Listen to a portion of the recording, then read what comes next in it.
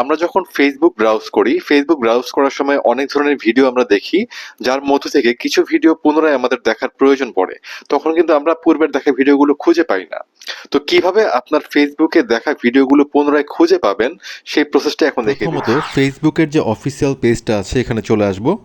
ফেসবুকের অফিসিয়াল পেজে আসার পরে আমি একটু স্ক্রল করে নিচের দিকে আসব। প্রথম যে ভিডিওটা পাবো বা যে কোনো ভিডিওর উপরে আমি একটু টাচ করব। তো আমি এখানে একটা ভিডিও দেখতে পাচ্ছি। এই ভিডিওটার উপরে আমি এখান থেকে দেখতে পাচ্ছেন ডান কর্নারে একটা সার্চ আইকন আছে।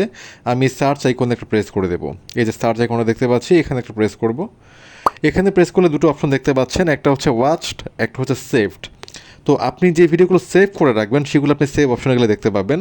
আর আমি এখন যেটা দেখাচ্ছি, যে ভিডিওগুলো আমরা সম্প্রতি দেখেছি সেগুলো যদি প্রয়োজন হয় আমি ওয়াচ অপশনে ক্লিক করলে রিসেন্ট যে ভিডিওগুলো আমি দেখেছি সেগুলো সব চলে আসবে। আমি এখান থেকে ক্লিক করে দিলাম, এই যে দেখতে পাচ্ছেন আমি সম্প্রতি যে ভিডিওগুলো দেখেছি সবগুলো এখানে চলে এসেছে।